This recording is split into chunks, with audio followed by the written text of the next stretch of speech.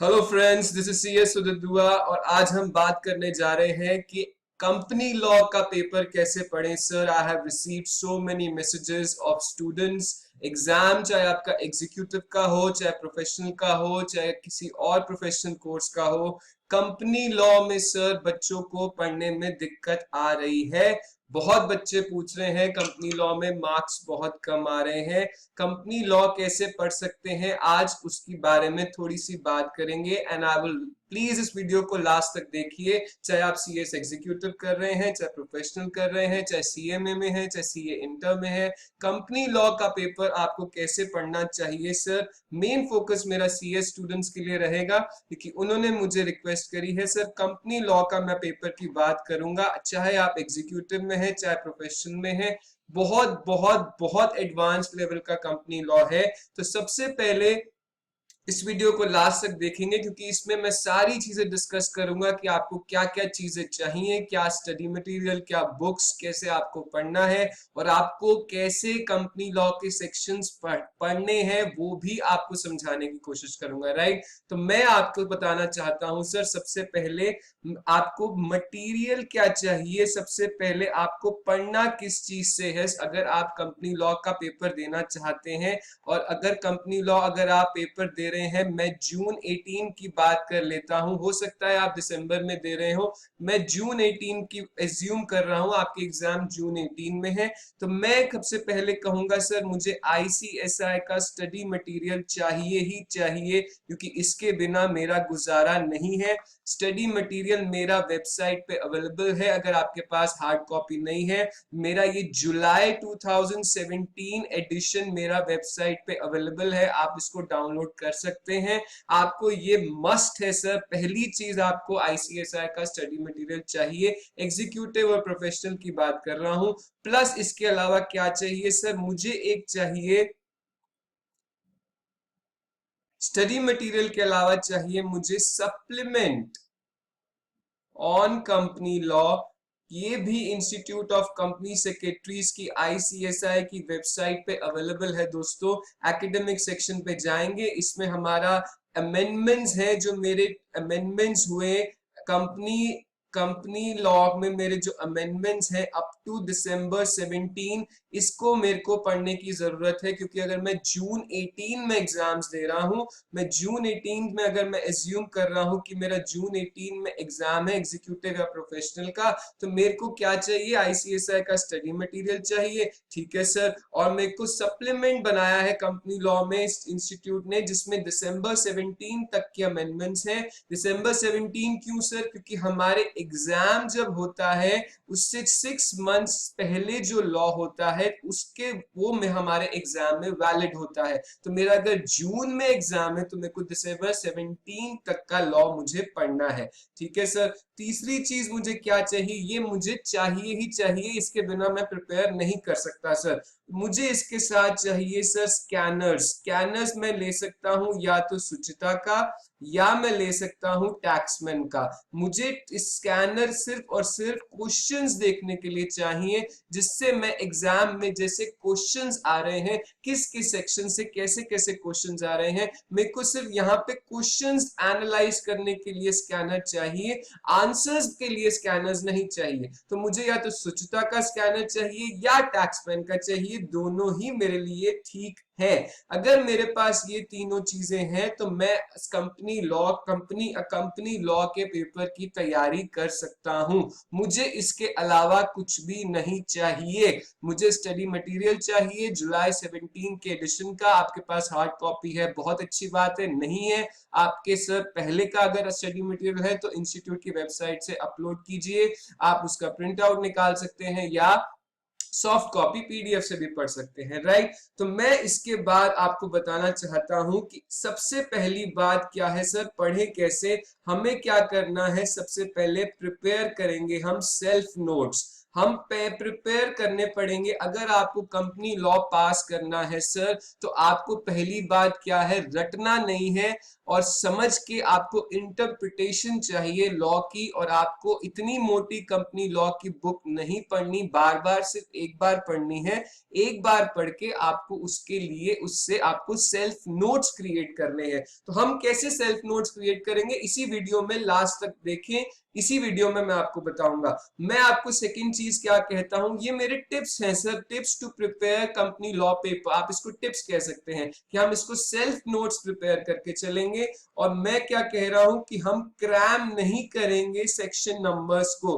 हम section numbers में बहुत कंफ्यूज हो जाते हैं सर, बहुत स्टूडेंट सेक्शन नंबर याद नहीं कर पाते, मैं भी याद नहीं कर पाता था सर। इसका कोई मैं आपको एक ऑल्टरनेटिव देने वाला हूं। अगर आप सेक्शन नंबर्स नहीं याद कर सकते तो इसका मैं एक ऑल्टरनेटिव देने वाला हूं सर। क्या ऑल्टरनेटिव है सर, अभी पता चल जाएगा, थोड़ा सा सस्पेंस है sir. Don't cram the provisions, हमको प्रोविजंस को रटना नहीं है सर, क्योंकि बहुत वास्ट कंपनी लॉ है, हम सारी चीजें रट नहीं सकते, हमको समझना है। Don't cram the provision, rather try to interpret it, हमको इंटरप्रिटेट करना है या अंडरस्टैंड करना है, राइट? हमको क्रैम नहीं करना, इंटरप्रिटेट करना है या अंडरस्टैंड करना है। टिप नंबर 4 क्या है सर, इफ, ये वाली बात मैं कह रहा हूं, if you can remember section numbers, अगर आप कंपनी लॉ के सेक्शन नंबर रिमेंबर कर सकते हैं,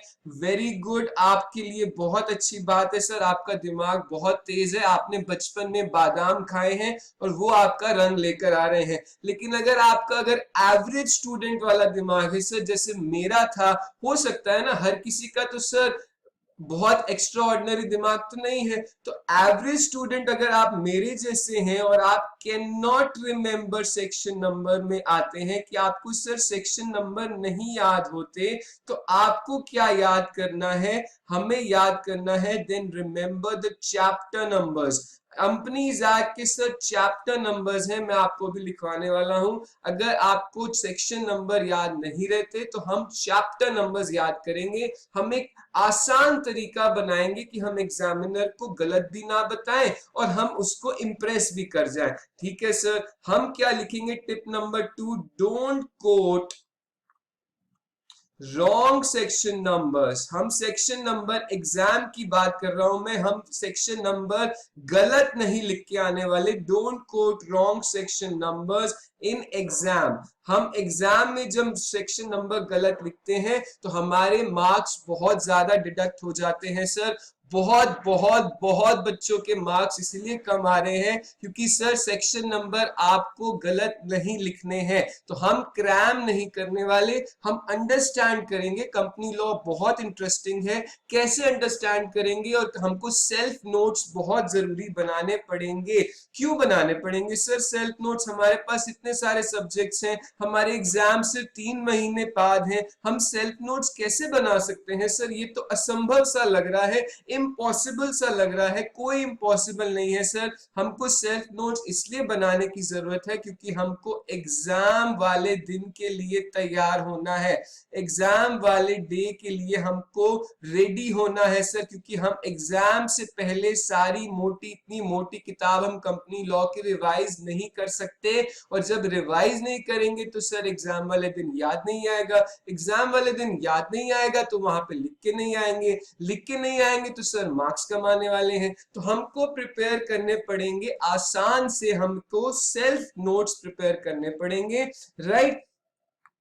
उसके बाद में टिप नंबर मेरा कौन सा है सर, टिप नंबर 6 मैं आपको बताना चाहता हूं कि हमें जब क्वेश्चन एग्जाम में आता है तो क्वेश्चन को हमको अंडरस्टैंड करना है कि क्वेश्चन पूछ क्या रहा है सर। ये मैं टिप्स दे रहा हूं सर, अंडरस्टैंड करना है हमें, क्वेश्चन को अंडरस्टैंड करना है कि उसका क्वेश्चन का क्या मांग रहा है, क्वेश्चन में क्या पूछा गया है, उसका लॉजिक क्या है, उसका कंसेप्ट क्या है, सारी चीजें मुझे क्वेश्चन से एनालाइज करके फिर आंसर पे आना है, राइट? कैसे आंसर लिखते हैं उसके लिए शायद मैं नहीं एक अलग वीडियो बनाऊंगा, तो मैं आपको ये बता रहा हूं, आपको आपको सारी टिप्स मैंने दे दी। अब मैं आपको ये बताना चाहता हूं कि सर आपको सेक्शन नंबर्स अगर याद नहीं होते, अगर आप मेरी कैटेगरी में है कि आप सेक्शन नंबर नहीं कर सकते, तो हम चैप्टर नंबर्स को याद करेंगे।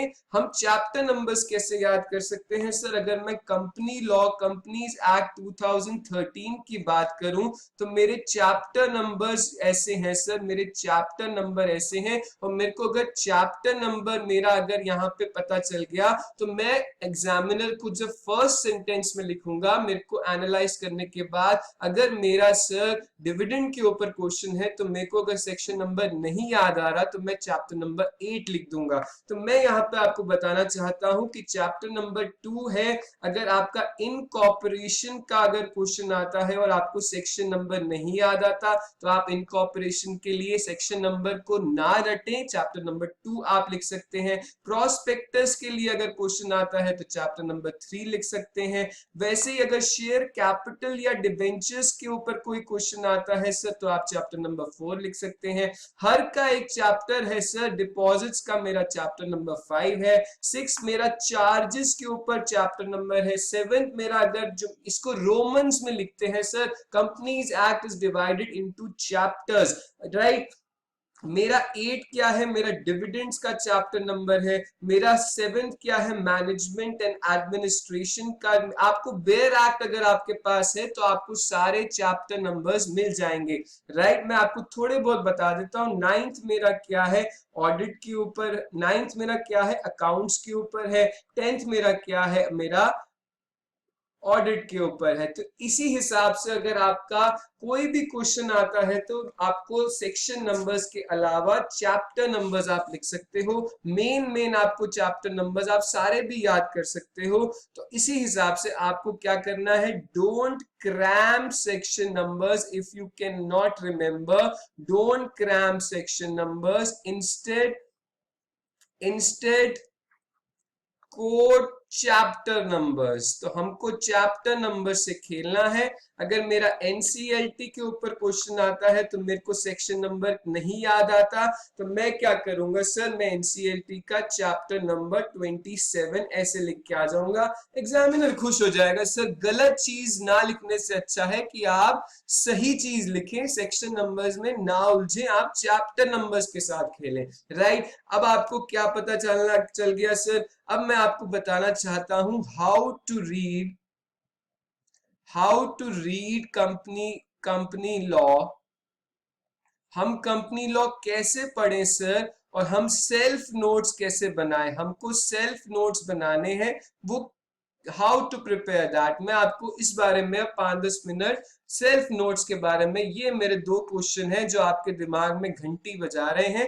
तो मैं कैसे कंपनी लॉ को पढूं और मैं सेल्फ नोट्स कैसे क्रिएट करूं, क्योंकि मैंने जो यहाँ पे आपको बताया कि सेल्फ नोट्स प्रिपेयर करने बहुत जरूरी है, सेक्शन नंबर्स क्रैम करने जरूरी नहीं है। अंडरस्टैंड करना है सर। हम अंडरस्टैंड कैसे करेंगे? मैं आपको अभी एक दो सेक्शंस को आपको पढ़ के बताता हूं सर। मैं आपको एक सेक्शंस को पढ़ के बताने वाला हूं। ये मैंने आपका स्टडी मटेरियल खोल लिया है सर। स्टडी मटेरियल मैंने आपका खोला है। मैं आपका डिविडेंड का चैप्टर मैंने आपका निकाला हुआ है। मैं अगर आपका डिविडेंड का चैप्टर निकाल के यहाँ पे चलूं, डेफिनेशन ऑफ डिविडेंड 10 मिनट में पता चल जाएगा आपको कि सर पढ़ना कैसे है और सेल्फ नोट्स बनाने कैसे हैं। ये आपको सिर्फ एक डेमो दे रहा हूं, बाकी मेहनत सब आपको करनी है सर। अगर एक बार मेहनत कर लोगे तो जिंदगी भर आपका बहुत फायदा रहने वाला है। हमको यहाँ पे इंटरप्रिटेट और समझ के अपनी इजी लैंग्वेज में हम यहाँ पे नोट्स बनाना सीख रहे हैं। हम देख रहे हैं sir meaning and definition of dividend. Dividend का क्या मतलब है और क्या मीनिंग है? Dividend is distribution of portion of company earnings.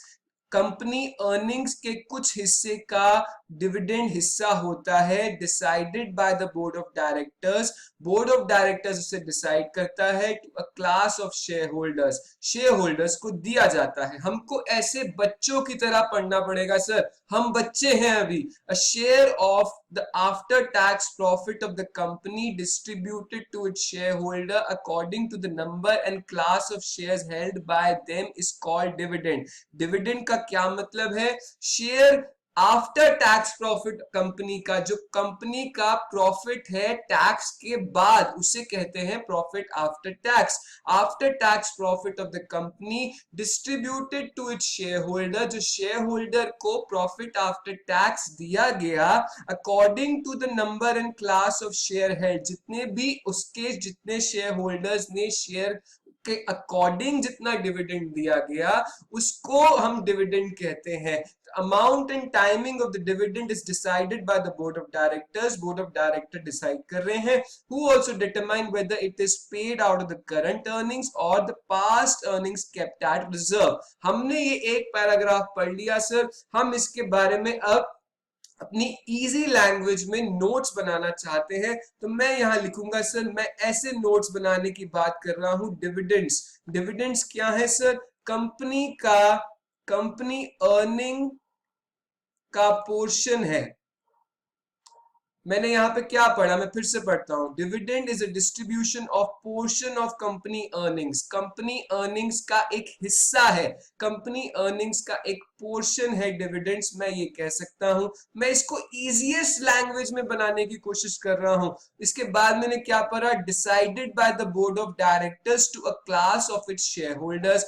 Dividend क्या किया जाता है sir? Decided by BOD. BOD क्या है? मेरा बोर्ड ऑफ डायरेक्टर्स है। ठीक है सर, हम बच्चों की तरह पढ़ रहे हैं sir. To a class of its share holders, किसको दिया जाता है? Dividend is given to share holders. हमें बच्चों की तरह पढ़ना है सर, क्योंकि हमको सारी चीजें समझनी है, रटना नहीं है। अगर आप ऐसे नोट्स बनाएंगे तो बहुत फायदे में रहने वाले हैं। A share of after tax profit of the company distributed to its share holders according to the number and class of the share held is called dividend. तो डिविडेंड को मैं क्या कह सकता हूं sir? Dividend is profit after tax का share distributed to share holders, share holders को दिया जा रहा है, और प्रॉफिट आफ्टर टैक्स का मेरा है। और मैं आगे क्या मैंने पढ़ा? The amount and timing of dividend decided by the board of directors. ये मेरा डिविडेंड जब है तो मेरा कौन डिसाइड कर रहा है? Decided by board of directors.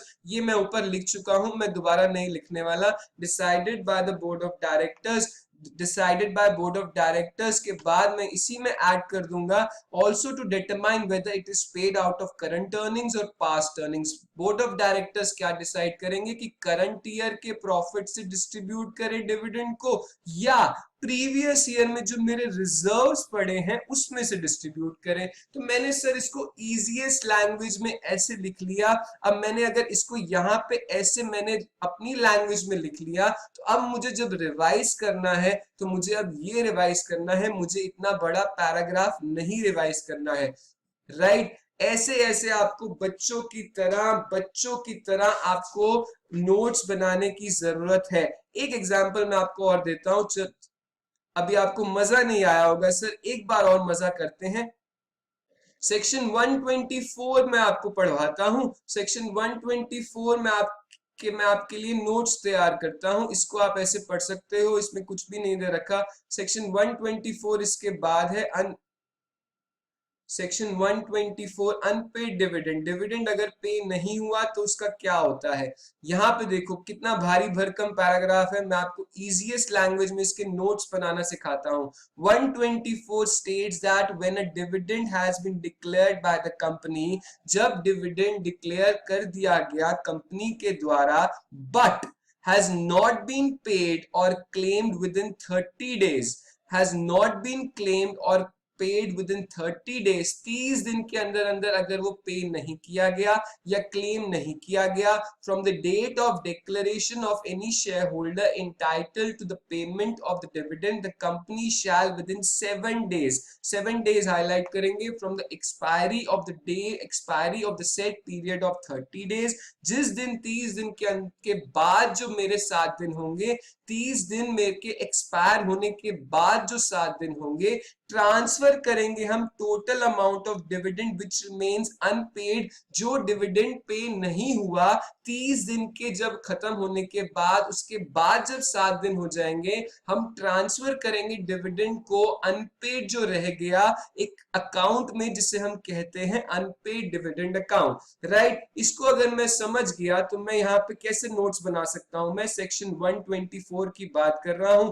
मेरा अगर यहाँ पे डिविडेंड डिक्लेयर्ड है, मेरा यहाँ पे डिविडेंड डिक्लेयर हो गया और मेरे को पता है कि ये 30 दिन के अंदर अंदर, मेरा 30 दिन के अंदर अंदर पे हो जाना चाहिए। ठीक है सर, अगर ये पे हो गया, अगर ये हो गया तो ओके है, अगर ये यस है तो ओके है, अगर ये नो है तो क्या होगा सर? नो है तो मेरा यहाँ से जो 7 दिन है, यहाँ से मैं 7 डेज काउंट करूंगा, 7 डेज के साथ साथ मैं ट्रांसफर कर दूंगा जो मेरा अनपेड अमाउंट है।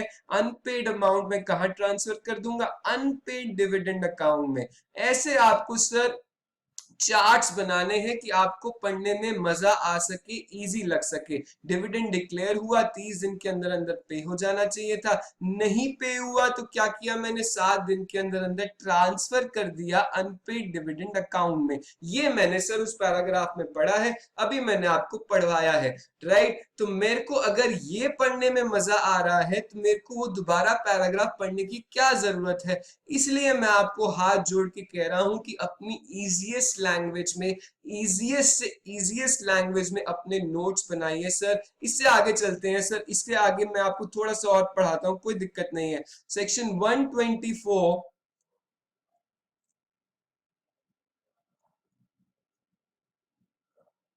Section 124 subsection 4 states that any person claiming to be entitled to any money transferred under subsection 1 to unpaid dividend account of the company may apply to the company for the payment of money claim। ठीक है sir, कोई बड़ी बात नहीं है, इसको हम notes में नहीं लिखेंगे। काम काम की बात लिखनी है क्योंकि हमें एग्जाम से पहले सारा कंपनी लॉ रिवाइज करना है। Details of unpaid dividend account to be placed at website, जो भी अनपेड डिविडेंड अकाउंट की डिटेल है हमको वेबसाइट पे लिखनी है, हमको बतानी है, डिटेल देनी है। 124 सबसेक्शन 2, सेक्शन नंबर्स नहीं याद करने सर, सबसेक्शन 1 सबसेक्शन 2, 124 ही याद हो जाए तो बहुत बड़ी बात है। 124 भी याद नहीं आता एज पर चैप्टर 8, चैप्टर 8 लिखो सर, कोई दिक्कत नहीं है। 124 याद कर सकते हो, बादाम खाते हो तो सर बहुत अच्छी बात है। सबसेक्शंस में नहीं घुसना है, 1 सबसेक्शन 2 बहुत बुरा हाल हो जाएगा सर।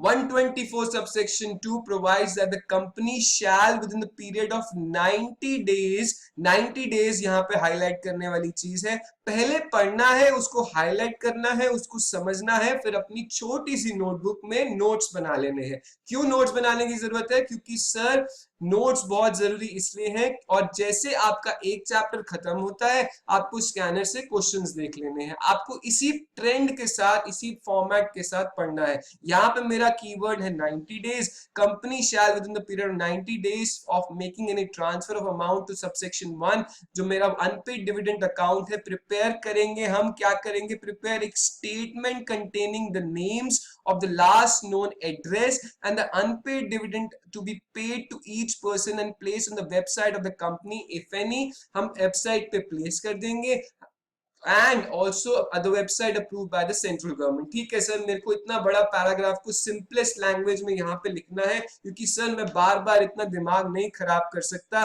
तो अनपेड डिविडेंड अकाउंट के बाद अगर मेरे यहाँ पे 90 डेज हो जाए, क्योंकि मैंने यहाँ पे जो मेरे 7 दिन, यहाँ पे 7 दिन में अगर मेरा ट्रांसफर नहीं हुआ, डिविडेंड पे नहीं हुआ, तो मैंने ट्रांसफर कर दिया था अनपेड डिविडेंड अकाउंट में। अनपेड डिविडेंड अकाउंट से मैंने 90 डेज काउंट करने हैं। 90 डेज में अगर, तो मैंने यहाँ पे क्या प्रिपेयर करना है? अभी मैंने क्या पढ़ा? स्टेटमेंट में प्रिपेयर करूंगा सर। स्टेटमेंट में मैं क्या लिखूंगा? यहाँ पे नेम, और मैं वेबसाइट पे इसको मेरे को होस्ट करना है, पोस्ट करना है।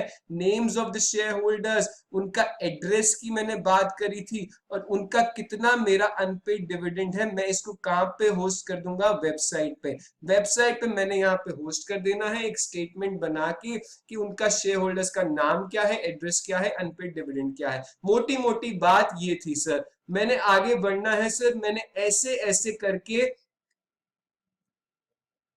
ऐसे करके मुझे सारी चीजों के नोट्स बनाने बहुत जरूरी हैं सर। 124 थोड़ा सा और पढ़ाता हूं आपको, provides that if any default, अगर कोई डिफॉल्ट हो जाता है, is made in transferring the total amount refer to in subsection 1। Subsection 1 में क्या था सर, हमने क्या पढ़ा था सबसेक्शन 1 में? सबसेक्शन 1 में हमने कहा था कि 7 दिन तक अगर नहीं हुआ 30 दिन की एक्सपायरी में, तो अनपेड डिविडेंड अकाउंट में ट्रांसफर कर दिया जाएगा। तो अगर उसमें कोई डिफॉल्ट है, उसकी कोई डिफॉल्ट की बात है, तो अब क्या करेंगे, और part thereto unpaid dividend account it shall paid. It कौन है सर? इट कौन है? कंपनी के लिए इट कहा गया है। कंपनी शैल पे, अगर उसको डिफॉल्ट है तो इंटरेस्ट देना पड़ेगा on so much amount has not been transferred to said account. Said account कौन सा सर? Unpaid dividend account. ये सारी चीजें बार बार रीड करने के बाद समझ आएंगी। इजीएस्ट लैंग्वेज में हिंदी में कन्वर्ट करते हुए सेड अकाउंट, अनपेड अकाउंट की बात कर रहा है। ये सारी चीजें आपको इंटरलिंक करनी है। At the rate of 12%, 12% per annum पे मुझे ब्याज देना पड़ेगा सर। पर एनम का मेरा इंटरेस्ट है। Accruing on such amount shall ensure the benefit to the members in proportion of the remaining unpaid to them. तो मेरा क्या मतलब हुआ सर, अगर यहाँ पे मेरा अनपेड डिविडेंड अकाउंट में ट्रांसफर नहीं हुआ तो मेरे को इंटरेस्ट देना पड़ेगा 12% पर एनम के हिसाब से। इंटरेस्ट देना पड़ेगा, कंपनी को इंटरेस्ट देना पड़ेगा 12% इंटरेस्ट के हिसाब से। मोटी मोटी बात इसमें ये लिखी हुई है। तो सर एक छोटी सी मेन चीज लिखी हुई है, इतने बड़े बड़े पैराग्राफ्स में इतनी छोटी सी चीज लिखी होती है सर, एक छोटी सी चीज लिखी होती है पूरे पैराग्राफ में। तो आपको वो एनालाइज करके अपने खुद के नोट्स बनाने की बहुत ज्यादा जरूरत है।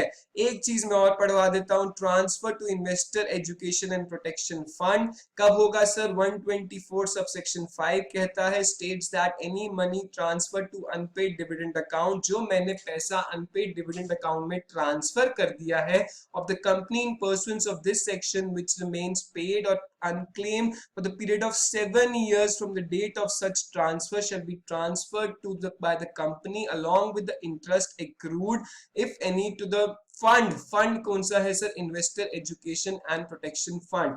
क्या कहा सर उसने अभी? ये क्या कहा कि अगर कोई भी इंटरेस्ट अनपेड डिविडेंड अकाउंट में मेरा यहाँ पे पैसा पड़ा है और मेरा वो पैसा, कोई भी मेरा अनपेड डिविडेंड अकाउंट में बैलेंस पड़ा है जो मैंने यहाँ पे 7 डेज के बाद ट्रांसफर किया था, यहाँ जो मेरा बैलेंस है अनपेड डिविडेंड अकाउंट का, अगर ये 7 साल तक अनक्लेम्ड रहा, ये 7 इयर्स तक अनक्लेम्ड रहा, या मेरा यहाँ से अनपेड रहा 7 इयर्स तक, मेरा 7 साल तक मेरा वो पे नहीं हुआ, शेयर होल्डर्स को नहीं दिया गया, तो ये वाला जो बैलेंस है इसमें ऐड करके इंटरेस्ट एक्रूड। इंटरेस्ट कहां से आ गया सर? ये 12% का इंटरेस्ट या इंटरेस्ट जो एक्रू हो रहा है उसको हम कहां ट्रांसफर कर देंगे? Investor education and protection fund में। Investor education and protection fund में ये पैसा चला जाएगा, राइट? अब अच्छा लग रहा है ना इसको पढ़ते हुए? इसको अगर आप 3 या 4 बार रिवाइज कर लो तो कितना अच्छा लगेगा। आपको सिर्फ और सिर्फ एक बार कंपनी लॉ के लिए स्टडी मटेरियल पढ़ना है, उसको अपनी इजीएस्ट लैंग्वेज में कन्वर्ट करना है, इंटरप्रिटेट करना है, और अपनी छोटी सी नोटबुक बना के ऐसे आराम आराम से अपनी इजीएस्ट लैंग्वेज में चार्ट्स के थ्रू हाईलाइट करते हुए, डिफरेंट काइंड ऑफ पेन्स को यूज करते हुए उसको अपने नोट्स बनाने हैं, और फिर बार बार उस वाले नोट्स को रिवाइज करना है। आपको बार बार कंपनी लॉ की इतनी मोटी बुक सर रिवाइज करनी पॉसिबल ही नहीं है, इम्पॉसिबल है। आपको नोट्स बना के उसको 2 या 4 बार रिवाइज करना है, और जैसे जैसे एक चैप्टर खत्म हो जाए, स्कैनर से जो पास्ट ईयर के क्वेश्चंस आपके एग्जाम में आए हुए हैं उसको आपको सॉल्व करना है, क्वेश्चंस देखने हैं और उसका आंसर्स आपको खुद बनाने हैं। केस लॉ कैसे लिखते हैं उसके लिए मैं एक कोशिश करूंगा वीडियो और लेकर आऊं। I hope I am clear. Company law के लिए सर यही बेस्ट स्ट्रैटेजी है। आपको सर पढ़ना पड़ेगा, आपको सेल्फ नोट्स बनाने पड़ेंगे, सेल्फ नोट्स प्रिपेयर कीजिए, सेक्शन नंबर्स को क्रैम मत कीजिए, प्रोविजंस को भी क्रैम नहीं किया। अभी मैंने आपको थोड़ा सा देखो पढ़ाया, उसमें मैंने आपको कुछ भी क्रैमिंग नहीं कराई, सिर्फ समझा, अपनी लैंग्वेज में हिंदी में कन्वर्ट किया, उसको इंटरप्रिटेट किया और अपनी लैंग्वेज में उसको छोटे से नोट्स में कन्वर्ट कर दिया। राइट। तो यही बेस्ट तरीका है सर, हमारे टाइम पे भी हम ऐसे ही पास हुए थे, हमने भी ऐसा ही किया था। एंड आई वुड सजेस्ट कि अगर आप ऐसे कर सकते हो तो that would be the best. कोई कोचिंग की जरूरत नहीं है, कोई किसी के पास जाने की जरूरत नहीं है। आप जब तक खुद नहीं पढ़ोगे, खुद मेहनत नहीं करोगे, कोई भी टीचर आके आपको नहीं भी कहीं भी पास नहीं करा सकता। मैं भी आपके पास आ जाऊंगा, मैं भी पास नहीं करा सकता सर। हमेशा हमेशा self study is always better than any coaching. I hope I am clear. बहुत फ्रेंड्स ने रिक्वेस्ट करी थी सर कंपनी लॉ में इस बार मार्क्स बहुत कम आए हैं, तो सर यही तरीका है, आपको करना पड़ेगा। समझ के, इंटरप्रिटेट करके, क्रैमिंग नहीं करके, नोट्स बना के और उस नोट्स को बार बार रिवाइज करके, स्कैनर से क्वेश्चन सॉल्व करके 100% आपके अबव 60 आएंगे सर। कोई भी चीज की कोई जरूरत नहीं है। If you have any doubt, please नीचे comment कीजिए। I hope you liked it. Please give a thumbs up if you like this video and please subscribe to my channel because बहुत सी ऐसी videos आगे आने वाली हैं। Thank you for watching. Thanks for God bless you. Stay connected. Stay blessed. जय हिंद।